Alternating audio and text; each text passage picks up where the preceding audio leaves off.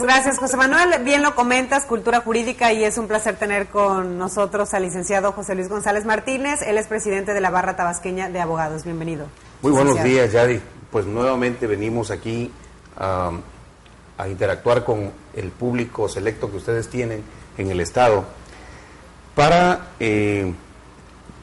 buscar fundamentar las razones por las cuales la Barra Tabasqueña de Abogados considera que al legislarse en una nueva ley para adolescentes, tenemos que partir de bases muy sólidas, de carácter sobre todo normativo internacional, para que pongamos sobre la mesa la conveniencia o la inconveniencia de aumentar la penalidad de la retención de los jóvenes, de los niños jóvenes en algún centro de reclusión especial para ellos. Actualmente la ley contempla como máximo 8 años. Ajá. Sin embargo, hay voces que desde el Congreso del Estado de Tabasco han dicho que posiblemente se vaya a aumentar la retención de los jóvenes que incurran en conflicto con la ley penal hasta 15 años. Cabe aclarar, perdón, que en diferentes estados, en los de estados es diferente la pena. Sí, claro, existen legislaciones que contemplan 10 años, existen legislaciones que contemplan 7 años, es decir, cada estado de la República, bueno, ha hecho su propio análisis y tiene su propia normativa. La nuestra, como bien lo acabo de decir, contempla que sea 8 años. Okay. Sin embargo, es importante, como siempre lo hemos manifestado, que cuando se haga este tipo de adecuación, se consulte a los ciudadanos, se consulte a los órganos especializados, se consulte en general a la ciudadanía.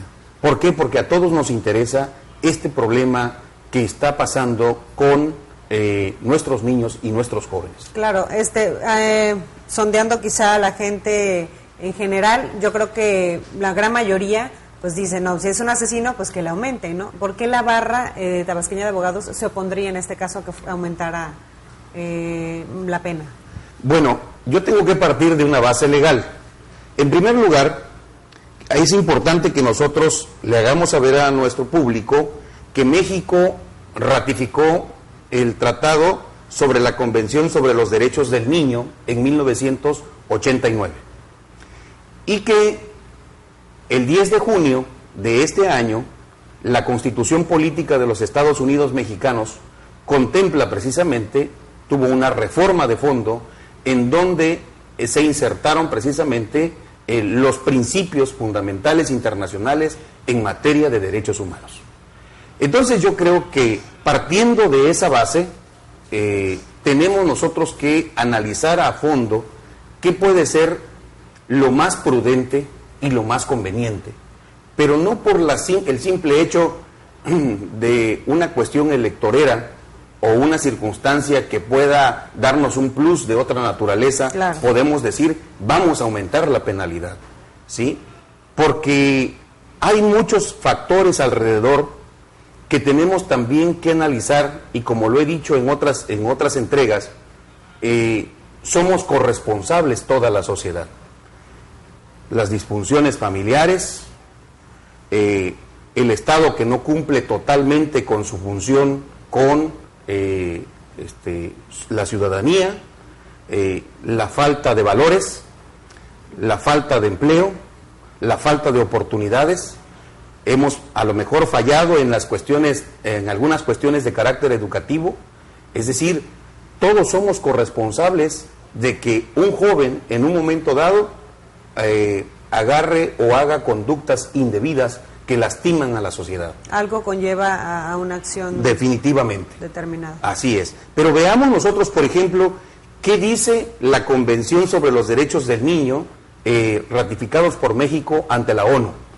¿Qué se entiende por un niño? La definición de niño propuesta por la Convención sobre los Derechos del Niño comprende a todos los seres humanos menores de 18 años, excepto en los casos en que la legislación nacional pertinente haya adelantado la mayoría de edad. Sin embargo, la Convención destaca que la proclamación de una mayoría de edad anterior a los 18 años debe estar en conformidad con el espíritu de la Convención y sus principios fundamentales y no debe usarse, por tanto, para menoscabar los derechos del niño. Bien. ¿Y qué dice el artículo 3 de esta Convención?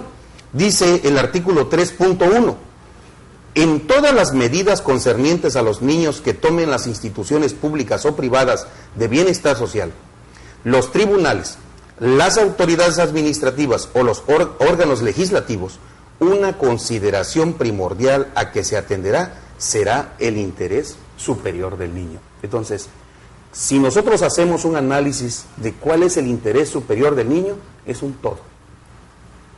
Es decir, debe tener una familia integrada, debe tener todos los apoyos necesarios para su buen desarrollo, debe tener techo, comida, vestido, calzado, medicinas, escuela, transporte, es decir, todos los elementos que le puedan permitir un pleno desarrollo. Claro, ya para concluir, licenciado, pero la diferencia, la única diferencia aquí sería la edad, porque al final de cuentas pues está incurriendo en un daño gravemente.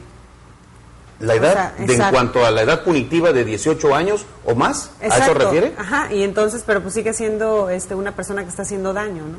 Bueno, cuando esto sucede, yo creo que también el Estado, cuando hablamos del interés superior del niño, y es un niño, un jovencito, quien cometió el daño a la sociedad, el Estado debe proveer los elementos necesarios para que ese niño verdaderamente se reinserte a la sociedad.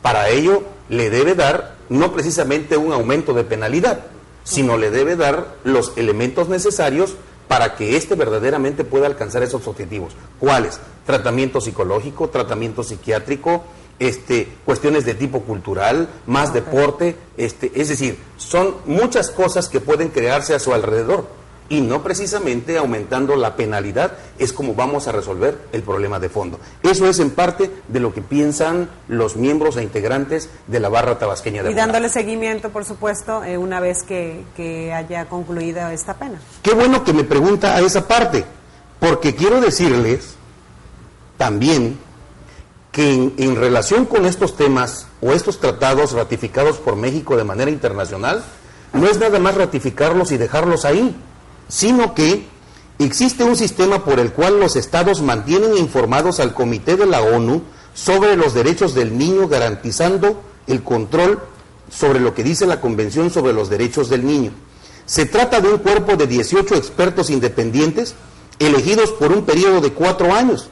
El cuerpo se reúne 3 veces al año en Ginebra y tiene un pequeño secretariado permanente en la oficina del Alto Comisionado de la ONU para los Derechos Humanos. La función del comité es examinar los progresos realizados por los estados en el cumplimiento de sus obligaciones. Solo tiene poder para analizar información referida a los estados que han ratificado la convención. A los gobiernos se les pide que envíen informes periódicos.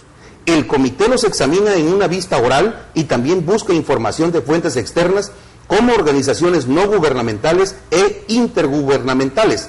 De hecho, es el único tratado internacional que da a las ONGs, como la Barra Tabasqueña de Abogados, un papel oficial de control. El comité no examina quejas individuales. Es decir, ante el concierto internacional no estamos solos. Ok, licenciado, le agradezco muchísimo. Nos tenemos que ir. Nos vemos el próximo jueves. Qué gusto saludarles. Nos vamos a una breve pausa y volvemos con más.